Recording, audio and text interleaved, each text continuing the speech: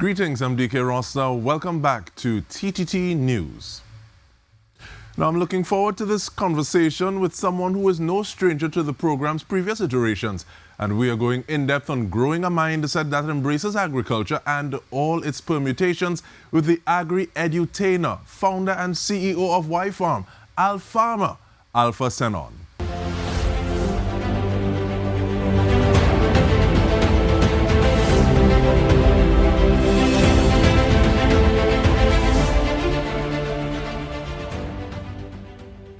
Welcome, Alpha, and hopefully everything is well for the new year. I want to start off because you know we could talk. But if the symbol is the site of the struggle, what are you working towards through the comic books that you are investing into? All right, thanks a lot, DK. Thanks a lot, TTT team, for having me. The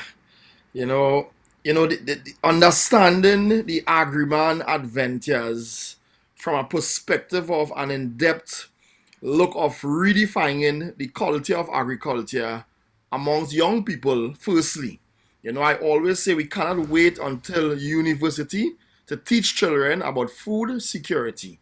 We can't wait until they get PhD to learn about climate change adaptability. So this is creating a whole new world of selling motivation, selling inspiration via these creative stories, via this superhero born out of the land of Trinidad and Tobago, born out of struggle, born out of our ancestors, all the work that they have put together, and passed on to us, all these indigenous knowledge, all these, even innovations, in their own way, as they are farmers back then who were scientists, who were almost like doctors. They understand food, they understand medicine, and it's putting these indigenous knowledge into this comic book that we could then transform the quality of agriculture in the minds of these young people. And hence the part of the reason we have the term, or today's topic, Agri'Cool'ture in 2002. But take me a little bit through the process of one, conceptualizing and creating the comic books, and two, market penetration, because those could be two very different things. Yeah, you're sure right, Well, in conceptualizing the stories, we try to stay trending, what is happening around us right now.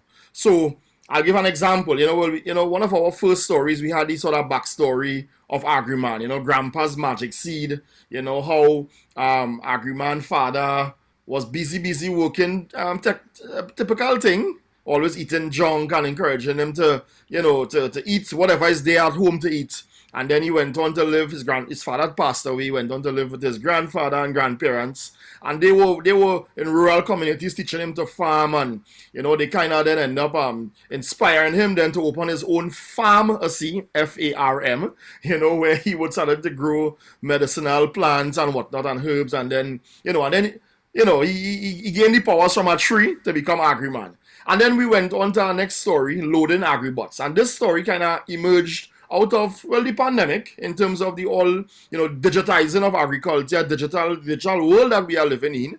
So we introduced agribots, right, who somewhat needed to help Agriman. Agriman needed more skills and more tools to be able to save and protect the planet from the food insecurity and the food imposters.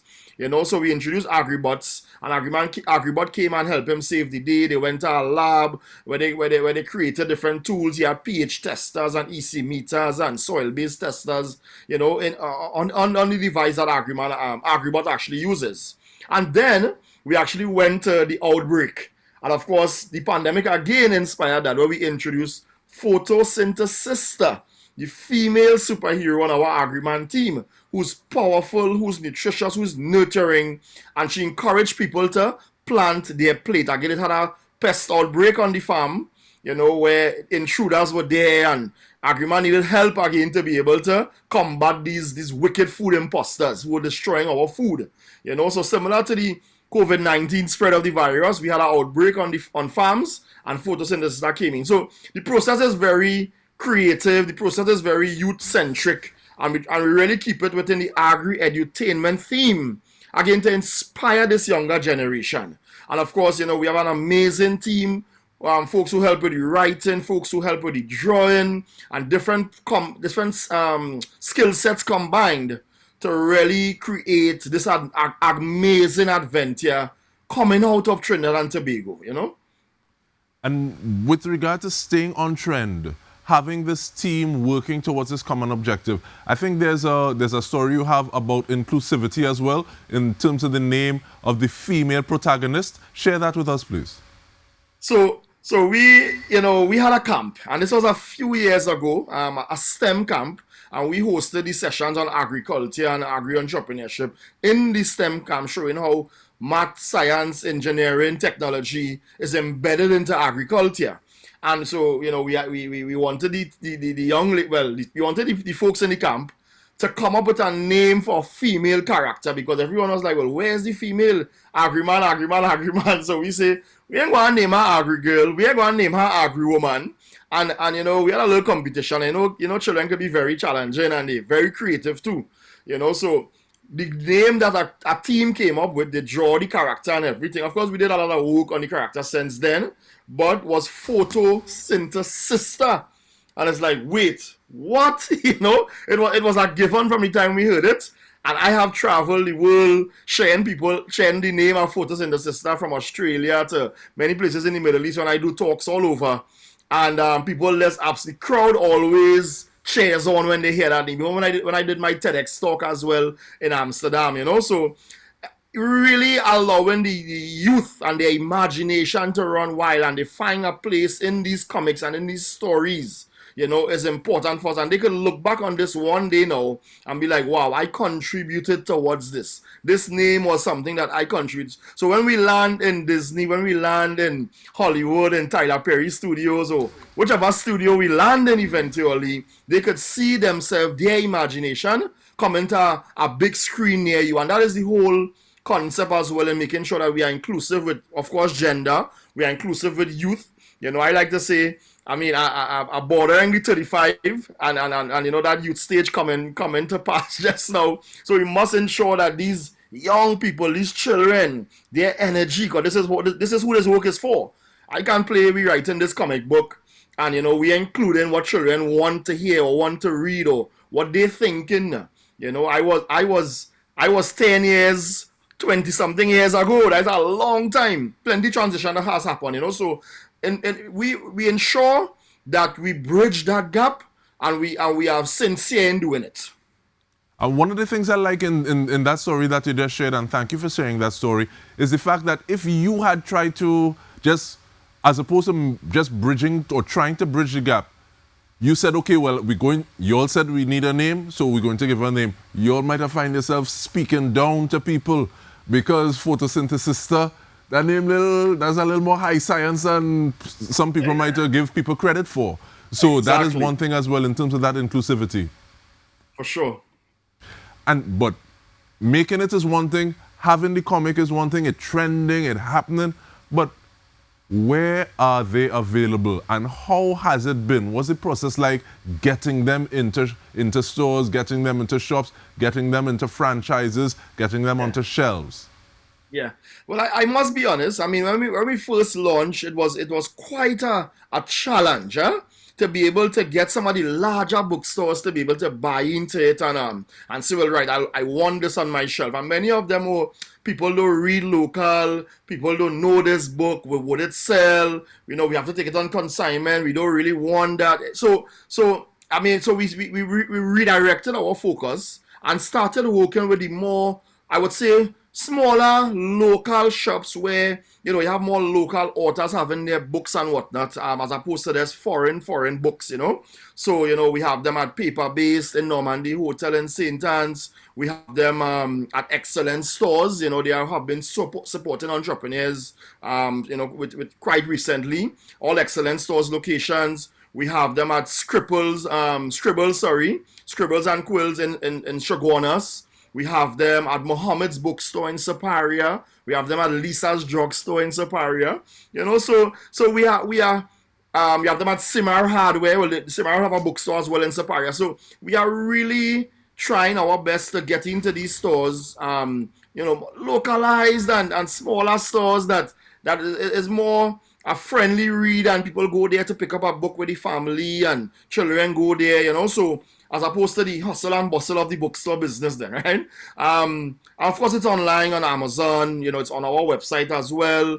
It's on a couple other online platform websites then. So people can go there, download it via Kindle, purchase it. It can be shipped to you. But thus far, because our series are building out, we took a little while to build pace, to build momentum. A comic book is something that people want to see more and more series. They want to wait. They want to get the next one and the next one. So we're keeping that excitement for our followers and our fans then, who have been really wanting to get more and more into this story. So of course, by the end of the year, we'll have 2 more books published. Right now we have 3. We'll have 5. We'll have about 3 more published by the end of the year. We have one that we already have on the way. One that deals with climate change and soil. And we partnered up with IECA, the Inter-American Institute for Cooperation on Agriculture, to develop this one. It actually featured the World Food Prize winner of 2019, Professor Lal, and he's like the soil scientist. The name of it is The Secrets of the Soil. And very, very interesting storyline. Some of the story happens below the earth, understanding what the earthworm, the importance of the earthworm. And looking at the importance of so many things is what we're going to do on the other side of the break. We're discussing redefining the culture of agriculture with founder and CEO of WhyFarm, Alpha Sennon. Stay with us.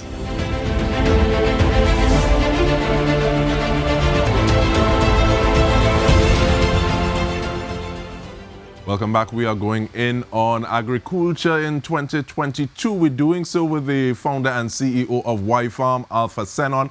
And Alpha, before we took the break, you would have speaking around the different parts of the world. What are some of those current themes that people outside or further than our shores are speaking about with regard to agriculture, with regard to what we've been saying before in the first half? And what are some of those things that we can start to make steps towards in 2022, if not leaps and bounds? Yeah, absolutely. Well, for the year 2021, there was a lot of summits. The UN Food System Summit, spoke a lot to redefining the food system. And I think that is a focus that we haven't really looked at, specifically here in Trinidad and Tobago, in the landscape here, or maybe even in the Caribbean, understanding the food system. I think we have a lot of focus. Well, we have some focus on farmers, the farmland, but understanding how do the food reach from the crop to the shop, from the plant to the pack, from the seed to the snack, understanding that entire value chain, understanding the people that it takes in that chain as well, to be able to get the food, get a plate of food, a plate of nutritious food as well on someone's table, right? So I think we have that aspect of understanding that. Then we have the engaging youth is always, well, I would say verbally on the agenda, even internationally. How do we engage youth? Because many places, even I have traveled to, you find that young people, the gap is not being bridged. You have farmers 60-something years, and you have young people who's not rapidly coming into the sector. So engaging youth is always a big topic. And then of course you can't be talking agriculture today and you're not talking climate change and you're not talking soil. The climate is changing, agriculture must change as well too, and the way in which we do agriculture. We must be able to adapt it, we must be able to mitigate against it. And last but not least, I think an important aspect is not just feeding people, but nourishing people. So that's a big important, because we could consume, well, I wouldn't call no brand name, but we could consume how much of a fried chicken or whatever. It might fill you, but would it fulfill you? So that's an important aspect of what people are talking about. And I think understanding, live to eat, live to eat. Eat to live. I have it upside down. Eat to live. Eat and not just live, but live a healthy lifestyle. I think is an important aspect of some of the things that we should be having conversations around, advocating towards, and of course, developing practical things that people, young people, children, even single mothers and whatnot. Because sometimes when you live in below the poverty line, it's difficult to be able to provide a healthy meal. And it's not that it's not always that it's too expensive, but sometimes people just don't know how. to take the baigan, the tomato, to take the quinoa, take the bodi, the coraili. How do you make that into a nutritious meal that it looks good, it smells good, it tastes good, and that becomes a culture in your household to have such things instead of we just run into the fast food outlets that may not be as good for our children. So conversations like that are needed. Definitely land tenure. I mean, that's always a big buzz. Being able to secure them. But I see the government are making some definite moves towards getting, young people land via the homestead program. I must commend, Minister Foster Cummins for that. To be able to work towards getting young people land, somewhere to live and do agriculture and make it back the culture. I've been pushing this for the past 6 years. Slowly but surely, we see it happening. And of course, we also see where there was a new call for a grant for 100,000 for young farmers. And well, I don't know if they took my recommendation, but I recommended that to the Prime Minister 2020 when the pandemic first. I did a letter to him on social media. It went real viral. And I said, yes, there's funding for agriculture, but we must make it specific to young people to be able to access this funding. And luckily, there was a lot of applications, There were so many people that applied. Of course, it will be a challenge everybody can get. But I think that was a very good job and a good indication for the myth that circulates out there that young people are not interested in agriculture. That's not true. That's not true. I always say that. That's a myth created by the enemies of food security. That's my take. And right now, one of our enemies is time. We have about 2.5 minutes. But how do we get individuals to look at the system a little differently? I say that giving the example of Jamaica, where you might say juice is not the best thing, but if you look at something, every fruit that bearing, there's somebody making that into juice, and it is no longer whether or not it's cool or it's in fashion. It's just that I feel for I want to say June plum.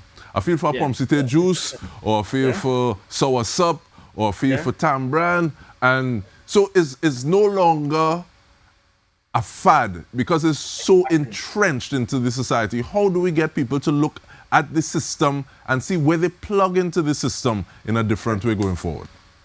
We have to reintroduce the children back into the kitchen so that they understand what they can do in preparing meals, but even taking that a step further backwards in terms of introducing them on the farms, prepare those meals, and then get it in the kitchen and have these meals. Now, like something interesting that they said there, because there was a recent product came out of Tobago, Dasheen cereal, and they say it's they curiously grounded, right? So that is so amazing, because who would think that all we know for cereal is the cornflakes, the this, the that, but Dasheen cereal, and I think the more products like this come up, and they must get support as well.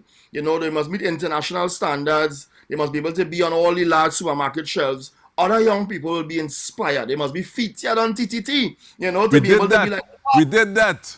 Look at that. Dear Diet TNT. Yeah, exactly. And that will encourage a whole culture, because people are almost still less thinking about pepper sauce, and we're still trapped in that. Mangoes, every time I come here, I just talk about it. Why do we have mangoes on our shelves from Philippines and Thailand, dry mango? When fly fed up with mango in Trinidad during mango season. But that's our fault. That is our fault. We need to take these mangoes, dry it, process it, cut it up, I don't know, coat it with whatever, and put it in nice packaging, proper label, and put it on the shelves. We really having mango coming from wherever. So to wrap it up, I think that, the culture, it's slowly, but we need to more aggressively attack it, with a little more vengeance, because it's revolution, breaking the trends of foreign, and now doing it local is revolutionary. So I always say, buy local and be loyal. That's me. And we want to thank you so much, Alpha Sennon, the founder and CEO of WhyFarm. And on behalf of the entire TTT News team, this has been In Depth with me, Dike Rostant. Thank you for joining us.